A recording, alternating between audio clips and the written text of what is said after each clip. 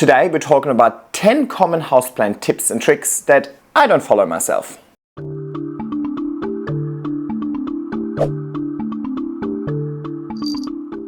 Hey everybody, and welcome back to my YouTube channel. There are a lot of tips and tricks on the internet on how to grow your plants, and sometimes there are almost too many tips and tricks. It almost turns into like a rule book of things that you should be doing and especially things that you should not be doing. By no means am I saying that this advice is incorrect. Actually, a lot of this is advice that I even give to you. But just because we should be doing something doesn't mean that I actually end up doing it at all times. Sometimes I'm just a little bit too lazy. And sometimes I want to do something just because I was told not to do it, or the other way around. So at the end of this video, I really hope that you feel a little bit more relaxed about plant care and you feel like there isn't this 10-step rule book that you must follow to have success. There are lots and lots of ways for you to have success in growing plants, and at the end of the day, success is defined by you. You decide what success is. Now, of course, I enjoy having large plants, but first and foremost, I enjoy the journey. I enjoy experimenting. I enjoy having a creative hobby to get my hands dirty with, get away from a screen and really connect to nature. And if as part of that, something goes wrong here and there, that is also perfectly fine for me. It's more about the journey and having the freedom to do what I want when I want it, rather than having this rule book that I need to follow. That would kind of be a little bit of a buzzkill for me and will probably ruin this hobby for me. So I figured there must be people out there just like me who don't like being told what to do, and hopefully this video will resonate with you. Ironically, I am pretty vocal on giving out advice in the first place. But usually when I give out advice, I'm trying to explain the principles so you can take the principles and make them your own. But enough introduction, let's get right into it. Number 1, isolating plants. Whenever you add a new plant into your collection or whenever you see a plant that has pests, it is of course a good idea to isolate that plant to make sure that whatever is going on with that plant isn't spreading to all the other plants. And that is certainly very valid advice. And if you can follow that advice, I would 100% recommend you do. However, I have way too many plants to actually follow this advice. When I get a new plant, my priority is providing the plant with great conditions. And as part of providing them with great conditions, I can't really isolate the plant because, well, the spots with great conditions are filled with other plants. So, most of the time when I get a new plant, I do not isolate that plant. When I see pests on a plant, I do not isolate that plant. Not saying you should follow my lead, but realistically, when you have as many plants as me, you can't at all times follow all of this advice. And you know what? So far, my plants are still alive. Number 2, stop fertilizing during winter. I don't like this advice and I don't follow this advice, and I would never give out that advice. And I specifically don't like the term winter because winter is very different wherever you live. Our winter over here in Sydney is quite mild and my plants are still growing. They might not be thriving like they are during the warmer season, but at the end of the day, they're still growing, and to grow, plants need to be provided with nutrients. You could live in Scandinavia and have a really harsh winter where your plants go dormant. Well, if they go dormant, of course you don't need to feed them. So instead of referring to summer and winter and whatnot, I like to refer to growing season. And indoors, growing season can be 365 days of the year. In winter, the sun is actually lower, which means that I get way more sunlight coming through my windows in winter than I get in summer. Light always sets the growth potential, so some plants actually thrive more during the traditional non-growing season than they are during the growing season. Now, of course, I also heat my house for my own sake, so there isn't any crazy temperature drop that would induce dormancy that would then result in me not wanting to provide nutrients to my plant. So in general, I think the advice of not fertilizing over winter is just way too general, and it doesn't really take into account whether or not your plant is currently growing. I provide nutrients throughout the whole year as long as my plant is growing. Of course, take that with a grain of salt because it is highly situational and really depends on your conditions in the first place. Number 3, you should repot your plants once there's roots sticking out the bottom. Well, as you can see over here, there's many roots sticking out the bottom, but I'm quite fortunate that all of my plants are in clear pots. So I actually have the luxury of not just seeing these roots and then based on those think that the plant is root bound. I actually can see whether the plant actually is root bound. So let me show you this close up. You can see that there's actually not all too many roots within the pot. Now let me show you what happens over here. I put the pot into a nice planter.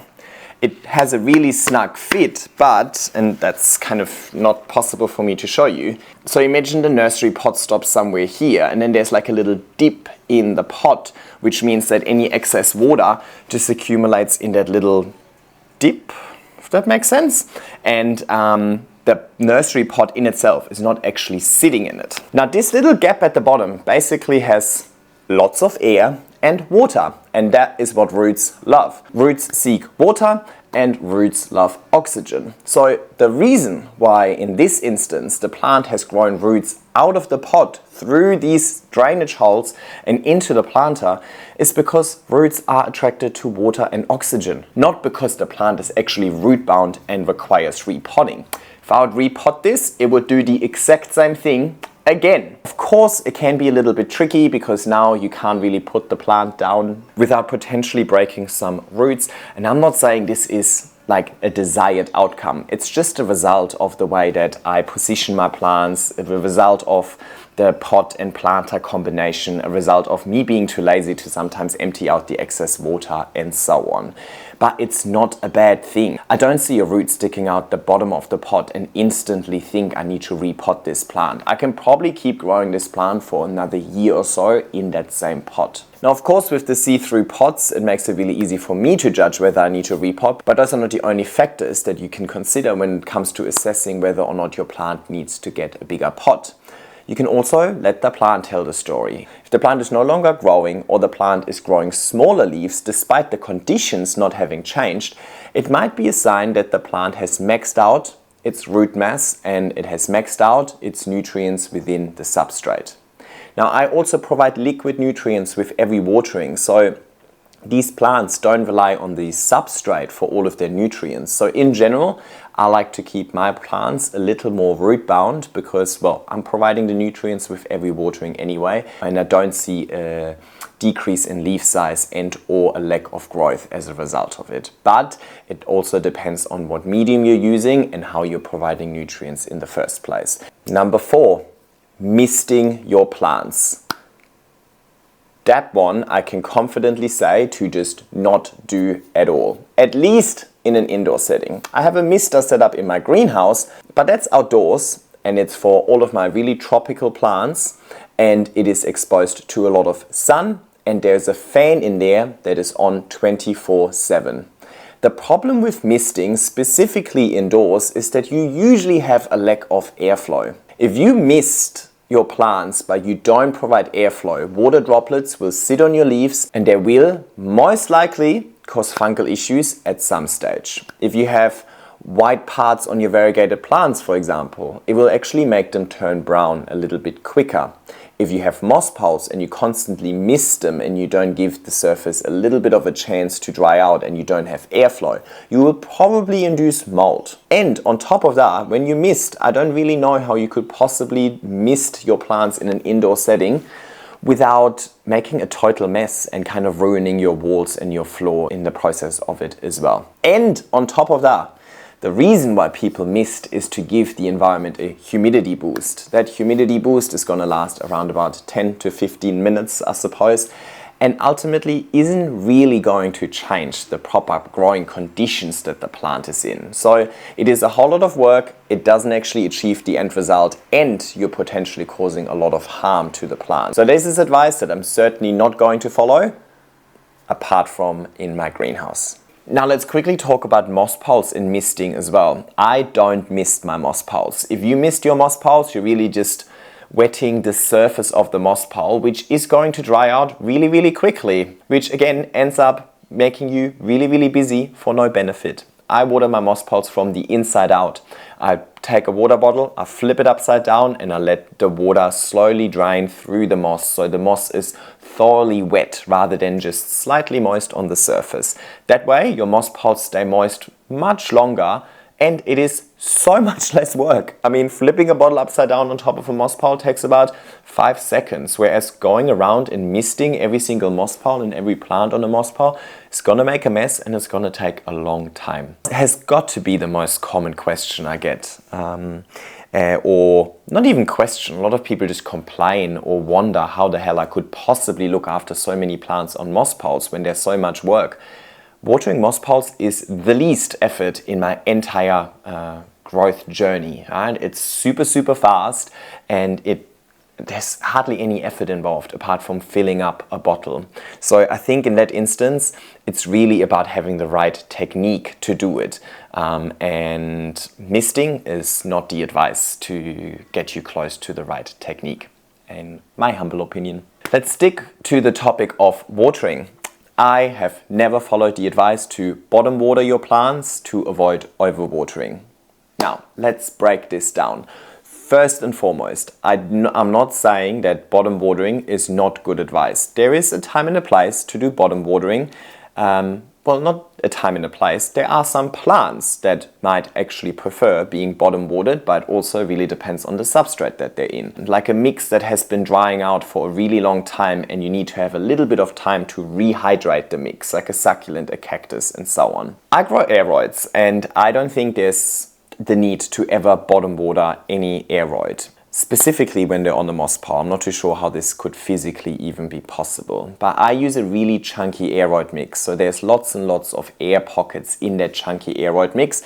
And those air pockets have oxygen in it. When I top water, I not just water the substrate, I also flush oxygen through the substrate, kind of replacing the air in the air pockets. Roots love oxygen, we know that already, so that is actually encouraging further root health. At the same time, top watering can also flush out any mineral buildup. So at the end of the day, I would never bottom water a plant that is potted up in a chunky aeroid mix, which is around 98% of my plants.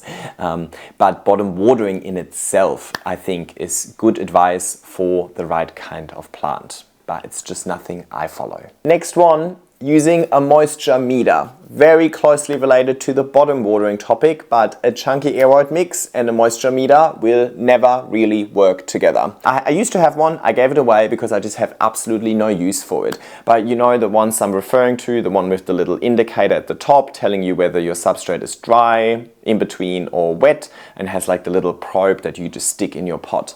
Now that probe needs to make contact with the soil to actually accurately measure how moist the soil is. I don't use soil, I use a chunky aeroid mix. So when I put that probe in there, it's most likely going to hit an air pocket and it's going to tell me that my substrate is dry. I was given one a few years ago and I put it in that pot and then it said dry even though I just watered it. So I watered it again and it still said dry. And it just never moved away from dry. It is not designed to work with a chunky aeroid mix. Again, it probably works well for your begonias, your ferns, something that is in a really water retentive mix and something that you really don't want to fully dry out in the first place. When it comes to aeroids and the chunky aeroid mix, I don't necessarily think a moisture meter is the way to go. Instead, what I do with my chunky aeroid mix to assess whether or not it needs watering, I have a couple of options. Well, first of all, my plants are in see-through pots, so as a result of the see-through pots, I can see condensation. Let me show you. I hope it's not too glary, but you should be able to pick up some condensation in the pot over here, which clearly shows me that there's still moisture left in here. But you can also see the air pockets, right?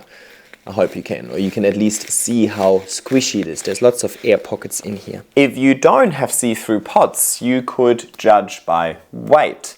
My chunky aeroid mix is super light. So when I pick up a pot and I feel that it's super light, it's most likely time to water it. Or you could judge it by the color, which again is much easier when you have a see-through pot. But a wet mix is darker than a dry mix. You can also, of course, look at the plants. A lot of these plants would curl up a little bit or be a little bit droopy when they need water. But don't overdo it because there is a certain amount of droopiness that the plant can't necessarily come back from. because when a root fully dries out and then you re-moisten it, it most likely is going to rot rather than actually just absorb the water, right? So you don't want to push it too far, but at the end of the day, that moisture meter is no advice I would pass on to anybody growing in a chunky aeroid mix.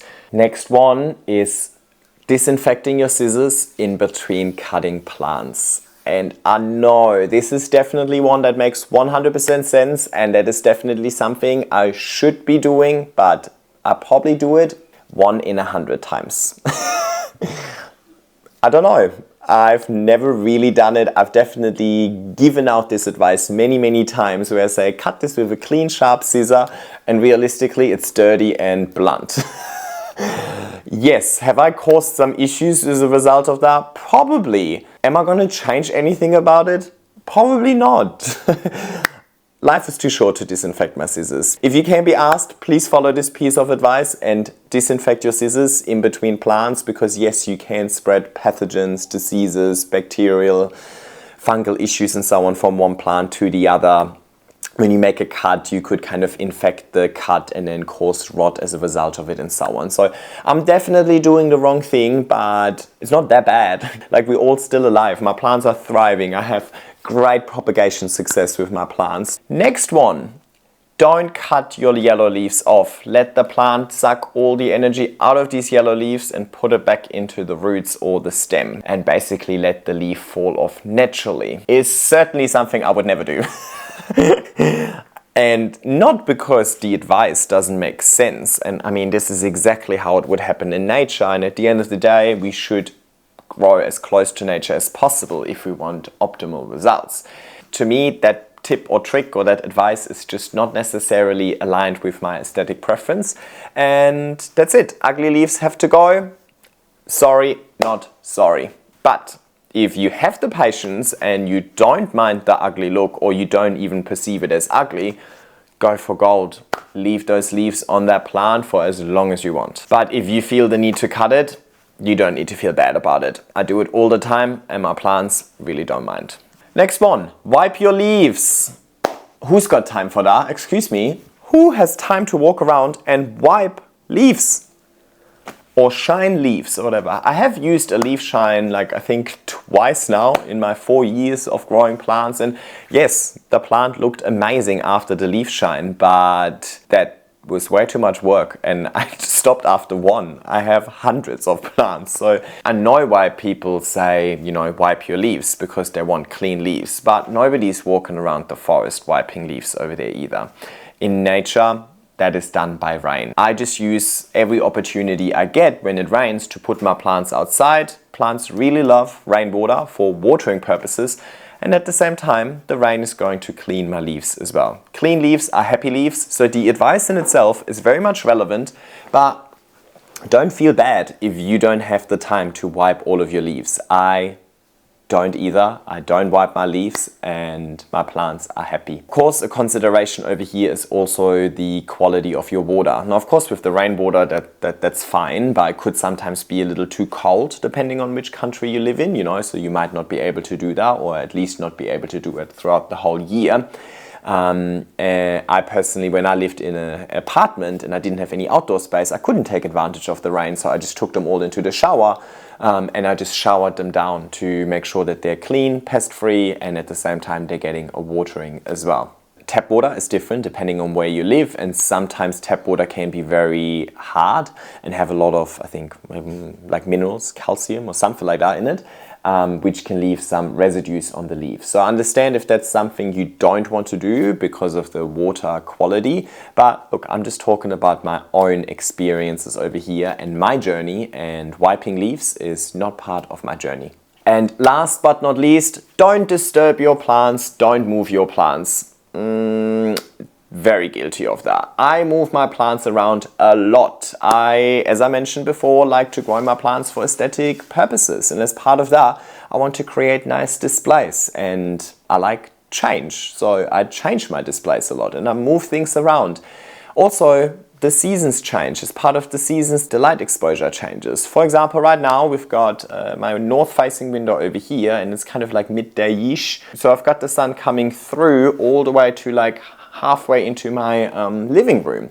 Whereas in summer, when the sun is high up in the sky and it's not so low, there's actually no direct sun coming into this room at all. So the conditions near this window over here change a lot throughout the seasons, and they don't just change like one day to the other. It's this gradual change. So as a result of this gradual change, I also perpetually move my plants around to make sure that they're always in a spot that actually suits them.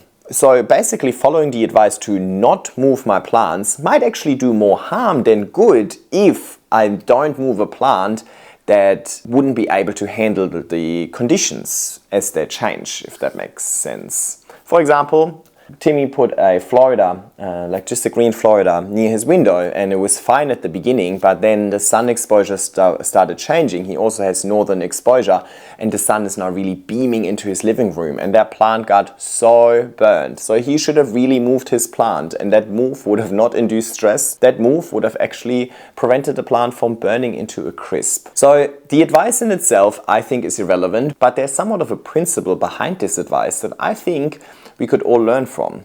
The advice over here is really to not change the plant's conditions too much so that the plant doesn't have to get used to a new set of conditions which would induce shock, which can set back your plant. If you're moving your plant and as a result of that you're actually improving the conditions that your plant is getting exposed to, you're not inducing shock. You're actually going to help your plants thrive to its full potential instead. I hope you enjoyed this video. I just really wanted to be open and honest with you and show you that, well, in reality, when you have so many plants and you've been doing it for 4 to 5 years now, you don't have to follow this rule book anymore, and you don't have to feel guilty for not doing the things that you are supposed to do. This is a hobby for me. This is a feel-good hobby, a passion. I don't want to follow a strict rule book. That would kind of really kill the buzz for me.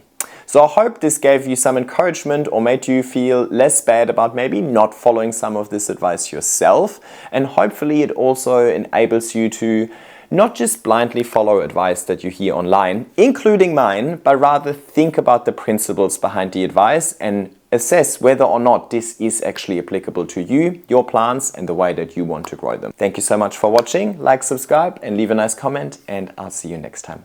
Bye.